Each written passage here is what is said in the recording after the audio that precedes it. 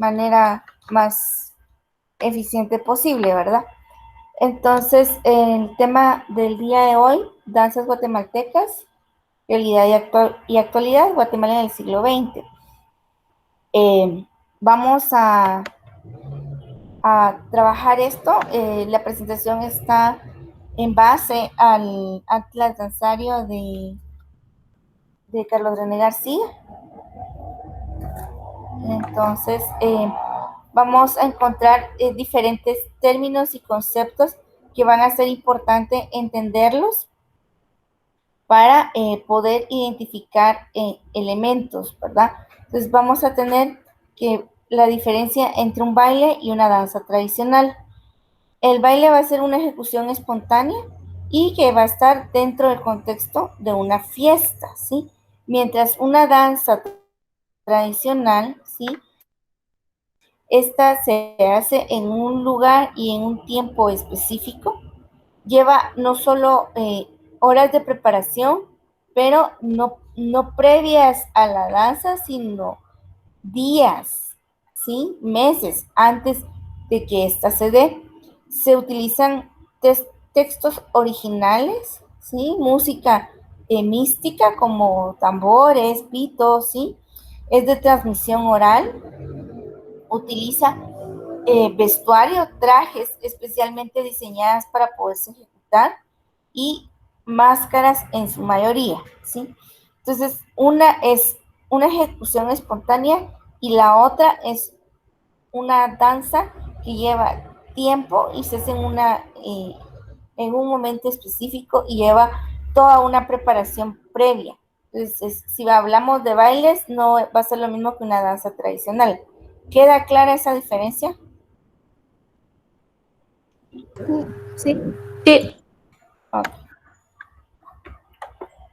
Luego vamos a tener que estas danzas van a tener una organización tanto interna como externa, ¿sí? No es de que, yo quiero armar mi grupo de bailarines y ya estuvo, sino que primero estas tienen un dueño, hay un dueño del baile que trabaja con un ayudante que dirige.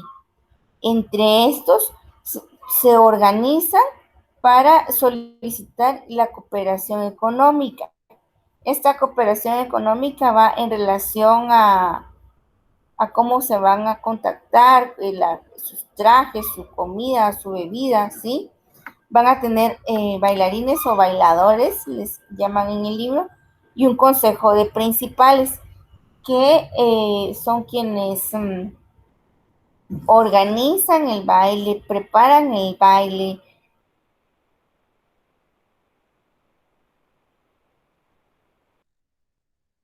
y hacen los trámites correspondientes ante las cofradías, las iglesias. La parte externa de esta organización va en relación a la morería, ya sea en mandar a hacer o en alquilar los trajes que se van a utilizar.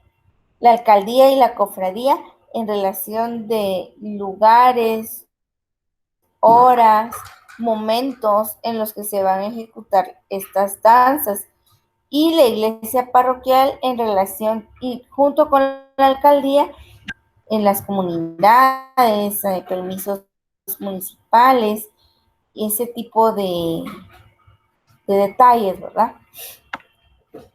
Que algunos pues incluso hay que pedir eh, permiso.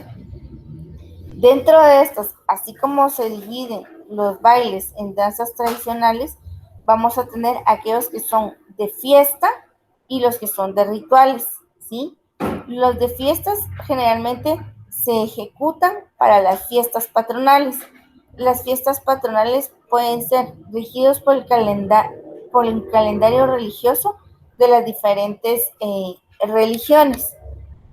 Una de las celebraciones más generalizadas son la Pascua de Resurrección, la Ascensión, Nuestra Señora de la Asunción, la Inmaculada Concepción, ¿sí? Que son fiestas que se hacen y que suelen repetirse a gran escala. Es decir, que son fiestas que no solo se van a hacer en un departamento, en un municipio, sino que en varios, en muchos, por así decirlo, porque son fiestas importantes basadas en un calendario religioso.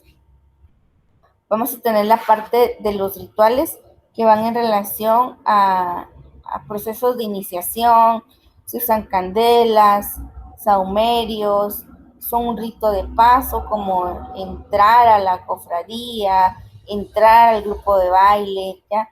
Que implican esa parte de cambiar de lugar, de cambiar de posición, ¿sí? De dejar de ser un aspirante a ser un bailarín o un danzarín oficial, ¿ya? Entonces, ese tipo de rituales también se dan y que muchas veces implican una danza. Se dice que muchas de estas vienen de textos originales. Estos textos, ¿sí? Se rigen por coreografías que son celosamente guardadas, ¿sí? Eh, Provienen de historias orales, es decir, historias transmitidas de generación en generación, eh, enraizadas en acontecimientos históricos, en leyendas o mitos de las comunidades que exponen a través de estas danzas sus cosmovisiones, es decir, su forma de ver el mundo, ¿sí? Su forma de aceptar y construir lo que es su mundo y su vida. Los autores realmente, por lo general, están muertos. Son pocos los autores que viven. En el libro se hace mención de este señor, de Félix Charquín Pirir, que es de Misco. Es sobre todo de los, se consideran autores originales de algunas danzas. Una que se baila en Misco es la de moros cristianos, por ejemplo, ¿sí? Pero dice que todas estas copias de estas danzas se encuentran celosamente guardadas. En algunos casos, o sea, se guardan también porque se han dado historias o situaciones donde la familia cambia de religión y entonces venden los textos de las danzas, ¿sí? O los regalan a amigos, pero pierden su origen en ese regalo, ¿verdad? En ese obsequio. O bien, en último caso, o en el peor de los casos, han sido quemadas por no ser comprendidas, por ser consideradas profanas, ¿ya? Entonces, no se sabe mucho de los autores. Vamos a tener otros dos conceptos muy importantes que va a ser la coreología popular y la coreografía.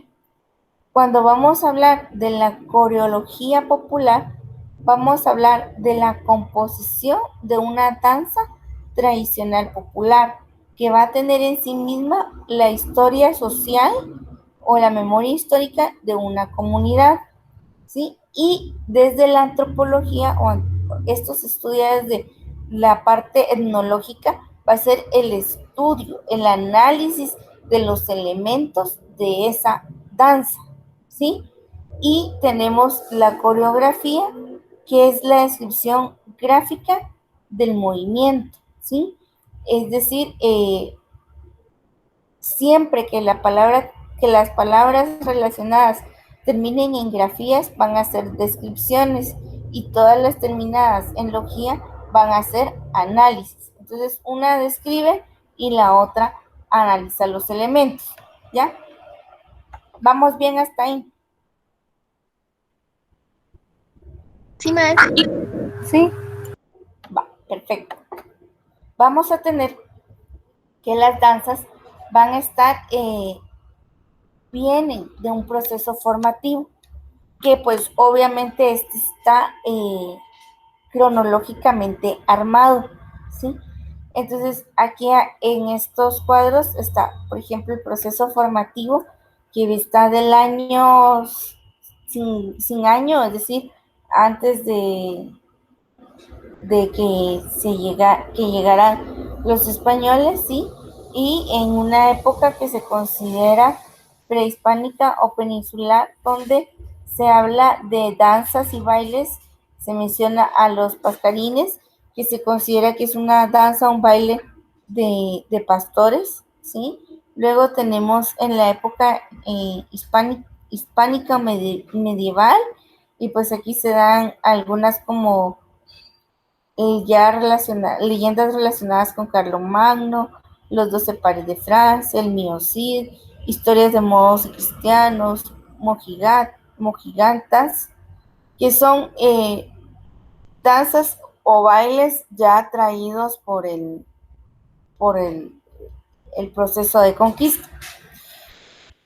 Tenemos hasta 1524 ya en Mesoamérica la parte de la danza del venado, de la culebra, el palo volador, el rabinalachi, la pach, del Maú, extintas, las mencionadas en el Popol Vuh, que van a ser danzas de origen, digamos, propio, que no, que se les consideran como danzas originales, por así decirlo, aborígenes. Luego estas ya sufren mezclas en la época hispánica y colonial, donde ya encontramos las danzas de moros y cristianos, las flores de los diablos, toritos y vaqueros, la de conquista, bailes de gigantes, convite, la chatona, el caballito, que se van a entremezclar con las de la época colonial y mesoamericana, donde ya vuelven a aparecer, por ejemplo, la de venados, la de rabinalachi, que son danzas que no se pierden, sino que se mezclan con las que van a estar existentes. Entonces, ese proceso formativo de las danzas que conocemos, al final van a ser una mezcla entre épocas, ¿ya? Y luego vamos a tener la época moderna, que sería donde podemos encontrar los fieros, los bailes como vals, sones, foxtrot, entre otros, que van a ser propios de la época de, que se ve aquí, de 1871 a 1944, y ya luego del 44 para adelante, en esta clasificación de danzas y bailes del Atlas, se consideran que son una época contemporánea donde todos ya están presentes, ¿ya? Entonces, si ustedes ven en esta, hablamos de 1524, hablamos de una historia antigua mesoamericana, pero por ejemplo tenemos la danza de venados, ¿ya? Y si nos vamos a la siguiente presentación, a la siguiente diapositiva, donde eh,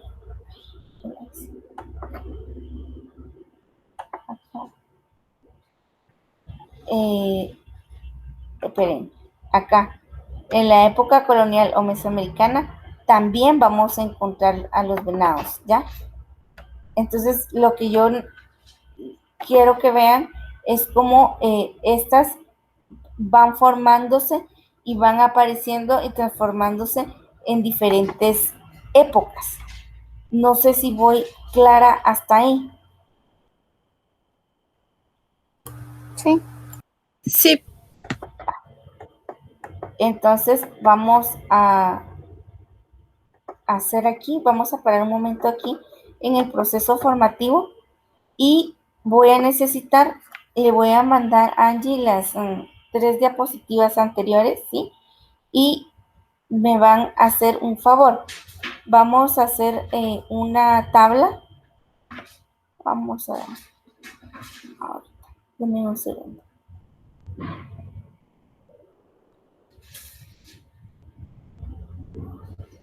Aquí. Vamos a hacer una tabla donde nosotros identifiquemos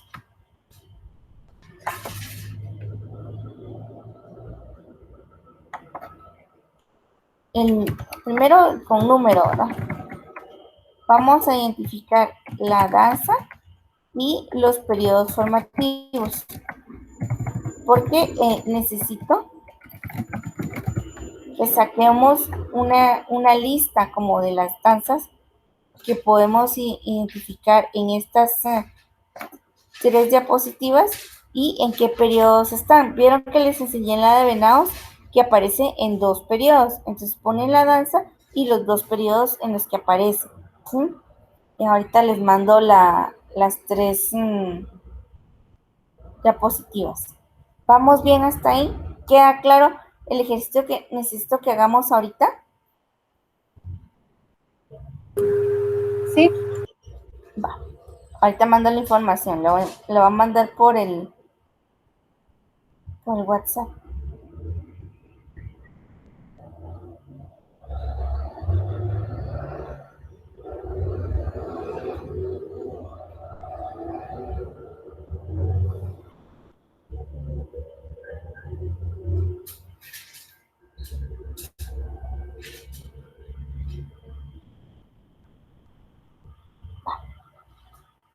Entonces, les voy a dar 15 minutos para trabajar esto y regresamos, ¿sí?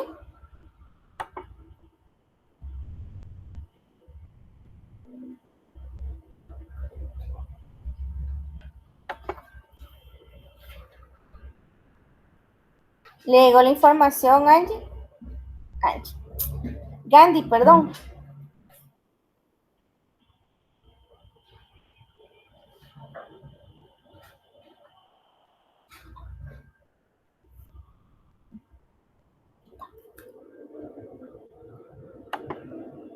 Va, trabajamos esa tablita y los veo a las 9:35, regresamos.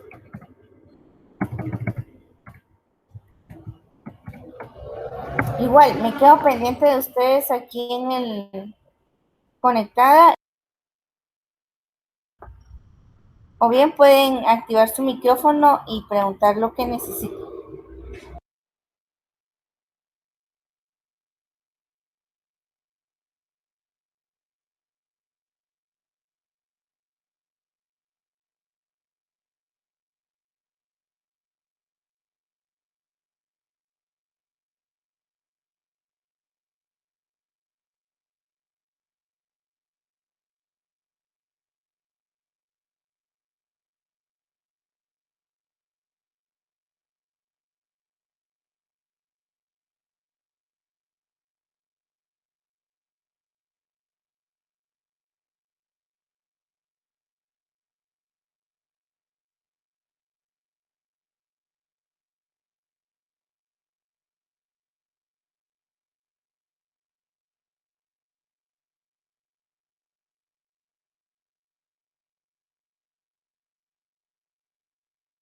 Maestra, en el número es número de danza, ¿verdad?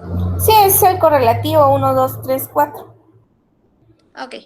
Y son las danzas que se repiten en sus periodos formativos, ¿verdad? Ajá, lo que va a repetir son periodos formativos, danzas no. Ok. Va, está bien. Gracias. Bueno.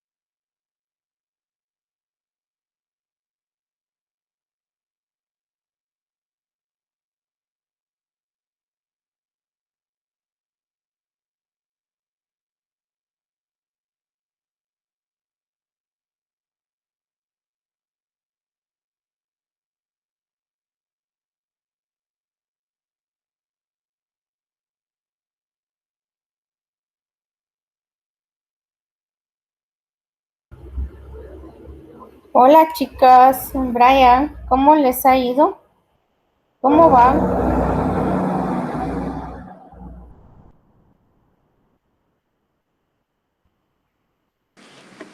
Yo solo tengo 4 de danzas, no bailes. No sé si esos también los tenemos que incluir. Sí, inclúyame bailes, por favor.